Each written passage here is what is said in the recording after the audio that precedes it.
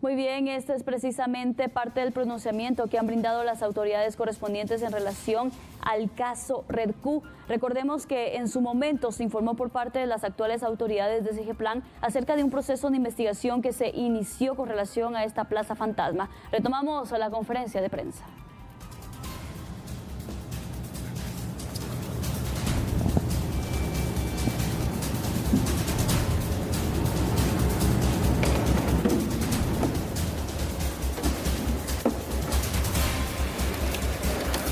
Muchas gracias al licenciado Jorge García, auditor interno del INDE, por ejemplificar algunas de las anomalías o indicios que se han ido encontrando a partir de que este señor asumió el poder dentro del Consejo Directivo del INDE. Como mencionaba anteriormente, nosotros no dudamos desde la primera semana en removerlo de la Junta Directiva del INDE y de removerlo de SGPlan, porque ya claramente la opinión pública y los medios conocíamos sobre distintas denuncias, no solo a nivel nacional, sino a nivel internacional. Y aquí quiero enfatizar que el Departamento de Estado del Gobierno de los Estados Unidos incluyó al señor Kijivix en julio del 2023 en la denominada lista Engel, que incluye a personas que han incurrido en importante corrupción al utilizar su posición y conexiones para dirigir de manera indebida e ilegal contratos de contratación pública a empresas específicas, en varios casos a una empresa de su propiedad privada. ¿Esto lo sabía el gobierno de los Estados Unidos? La pregunta es, ¿en la administración anterior lo sabían o simplemente hacían como que no lo sabían? Veamos cuál fue la defensa oficiosa de la administración anterior cuando apareció ese listado del Departamento de Estado. Pues en ese momento la administración dijo que lamentaba y rechazaba la publicación de personas de origen guatemalteco. Siguiente. Y vamos cerrando con la recapitulación. Se disolvió el centro gobierno el 1 de enero del 2021. 6 días después, la entonces secretaria de SGPlan intentaba incorporarlo de manera infructuosa porque la ONSEC dijo que eso no procedía como se había planteado. Luego vino ya la carta con el visto bueno del presidente, le hacen la plaza y es una plaza fantasma, comprobadísimo con los documentos que nosotros tenemos por medio de nuestra auditoría interna, y en esa plaza cobró más de 800,000 quetzales en salarios y otras prestaciones, servicio que nunca prestó a la institución. Además, al estar en la Junta Directiva del INDE, pues allí él gozaba de dietas por cada una de las reuniones del Consejo Directivo, que son 3,500 quetzales por reunión, más gastos de representación que le corresponden al presidente de la institución, y calculamos que solo en esto él recibió 1.7 millones de quetzales. Todo esto lo que está documentado por la posición que él tenía en SGPlan y la posición a la que él trepó en el INDE. Siguiente. Por la creación de esta plaza fantasma y los hechos que hemos detallado acá, que llevaron un proceso de corroboración y verificación de parte de SGPlan de manera minuciosa y documentada, hemos decidido poner una denuncia ante las autoridades competentes en contra de 3 personas. De los delitos presuntamente cometidos por Alejandro Eduardo Yamatei Falla, abuso de autoridad, tráfico de influencias e incumplimiento de deberes. De los delitos presuntamente cometidos por Luz Keila Virginia Gramajo Vilches, por abuso de autoridad, tráfico de influencias, peculado por sustracción, nombramientos ilegales, fraude, incumplimiento de deberes. Y de los delitos presuntamente cometidos por Melvin Ernesto Quijivix Vega, quien le da el nombre del caso a Red Q, abuso de autoridad, tráfico de influencias, peculado por sustracción e incumplimiento de deberes. Siguiente.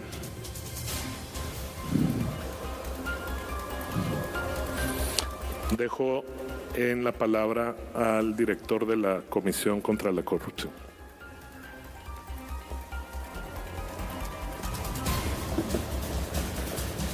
Muy buenos días. Muchas gracias a mis antecesores por exponer las circunstancias fácticas del caso. Voy a pedir favor a Comunicación Social si nos pueden proyectar la diapositiva que ha sido previamente compartida, y mientras eso sucede podemos empezar a establecer algunos elementos de importancia que derivan de, reitero, los hechos que han sido previamente expuestos. Y para ello pues debo de iniciar siendo muy enfático que este tipo de acciones que resultan contundentes, que resultan fundamentadas, pues responden a la instrucción del gobierno actual de cero tolerancia a la corrupción, lo cual, como en diversas oportunidades hemos compartido, implica un proceso de fortalecimiento institucional, medidas de prevención, acompañado de la presentación de casos relevantes, de la presentación de denuncias efectivas que tienen la característica no solo de la importancia del caso por sí, que está suficientemente acreditado, sino que también nos refleja una serie de patrones que se repiten dentro de cada una de las instituciones del Ejecutivo y que, como pudimos advertir el día de hoy, responden a una coordinación de los más altos niveles. Por ello, yo iré abordando algunos de los patrones presentes en este caso y que también previamente han sido expuestos, invitándolos a comprender realmente cómo el entramado de las acciones de corrupción implican, y con ellas es lo primero, que es una corrupción sistémica y planificada. Eso no podemos pasarlo por alto, no podemos tomarlo como un hecho aislado, espontáneo o esporádico, sino que realmente vimos cómo fue necesario crear una plaza, cómo fue necesario cumplir requisitos legales y cómo fue necesario incluso planificar la adquisición y la realización de consultorías hasta ciertos montos para que pudieran resultar finalmente adjudicadas. Entonces, un primer concepto que, como vemos, todo esto termina en una captura institucional, es de que la corrupción fue realizada de manera sistemática y planificada. Luego, lo volvemos a evidenciar en este modelo corporativista de órganos colegiados, cómo la corrupción está presente en este tipo de órganos y cómo, y eso es algo muy importante, la representación del organismo ejecutivo constituyó esa llave maestra por medio de la cual se apoderaron, se apropiaron de una entidad que, como les iré platicando, pues responde a la noble y loable misión, y eso no lo podemos perder de vista, de garantizar el servicio eléctrico a la población guatemalteca. Entonces, también en sintonía de esa cero tolerancia a la corrupción, vemos cómo, si bien el caso inicia en Segeplan, podemos ver cómo las actuales autoridades del Ejecutivo que están presentes en cada uno de estos órganos colegiados también están emprendiendo acciones positivas y, reitero, suficientemente contundentes para evidenciar estos patrones que han constituido la forma normal en desarrollar la administración pública. Entonces, junto con que ha sido sistemático, también tener presente de que se desarrolla dentro de un órgano colegiado y que la llave maestra fue una designación del organismo ejecutivo.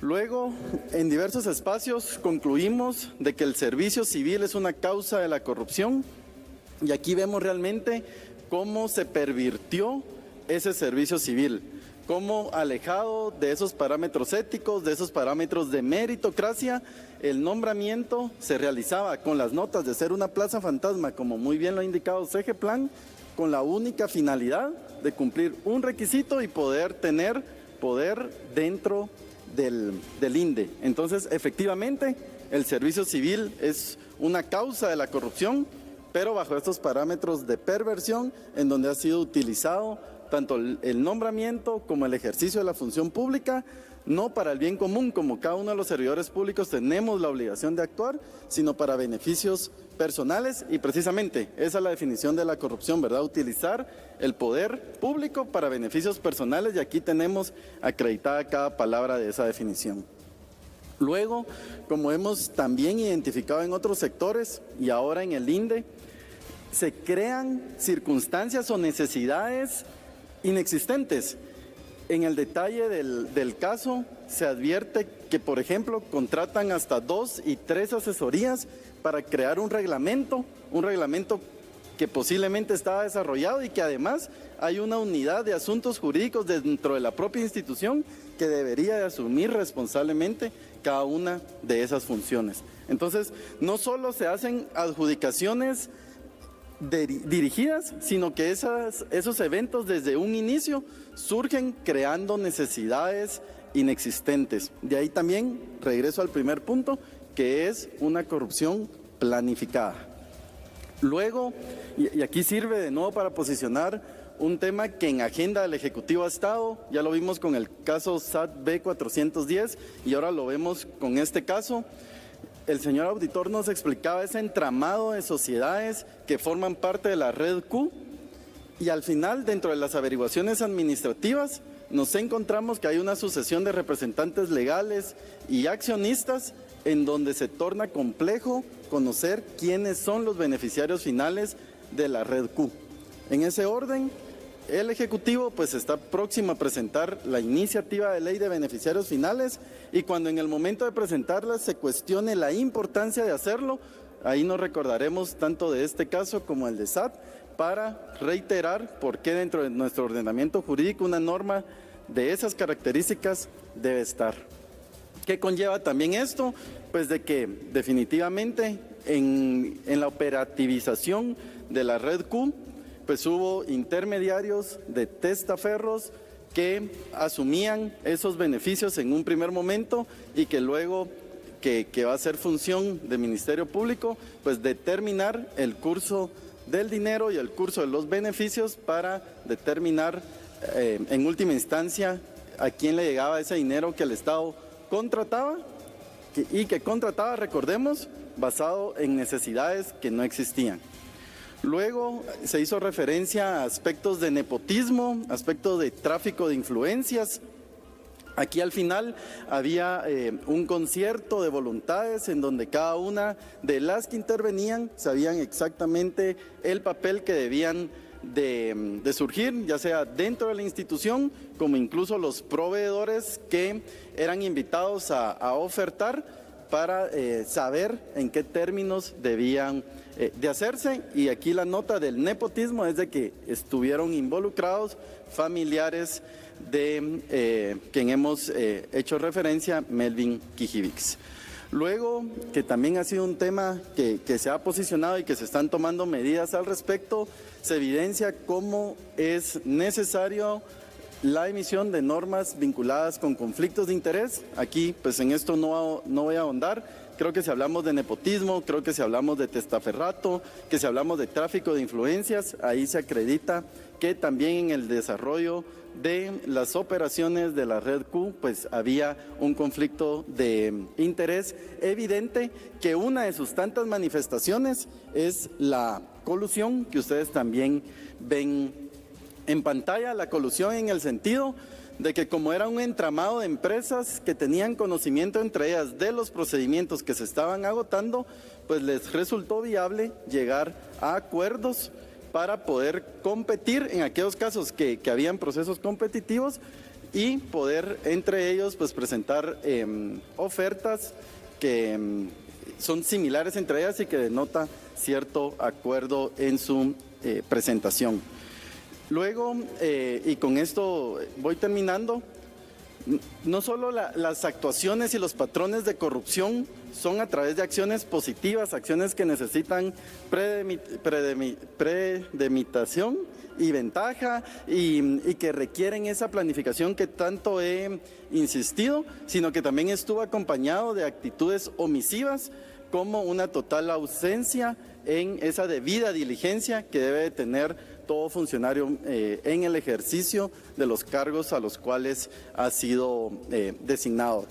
Entonces, el gran resumen, como ustedes lo ven en el centro de la presentación, es de que a través de diversos patrones de corrupción, a través de diversos conciertos de voluntades, lo que sucede es una captura institucional fundamentada en un modelo corporativista, en donde la llave maestra fue la designación del organismo ejecutivo, y el gran mensaje de todo esto y de esta corrupción planificada es de que hay una afectación directa a un derecho humano, que es el acceso a la luz, el acceso a la energía eléctrica, que al final todo esto impacta, y así lo debemos de entender, como una afectación directa de cada guatemalteco y de cada guatemalteca a tener una vida digna. Muchísimas gracias.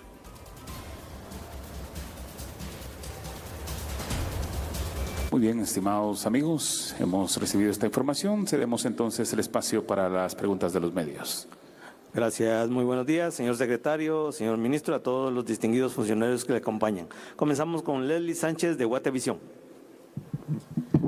Buenos días a todos. Voy a hacer las preguntas y ustedes consideran quién es el que tendría que responderlas. Son 4. Que estas 17 consultorías, ¿por qué fueron contratadas? Si me pudieran ampliar esto.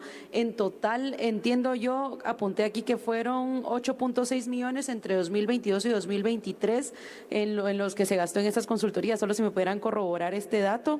Pero también ustedes mencionaron que fue a partir de que el señor Melvin Kijivix fue contratado que se empieza a incrementar el presupuesto en este tipo de gastos que no deberían haberse hecho, según pues las palabras del auditor. Si usted pudiera ejemplificar bien cuánto más se estuvo gastando en estos años o en cuánto subió el presupuesto para hacer estas consultorías.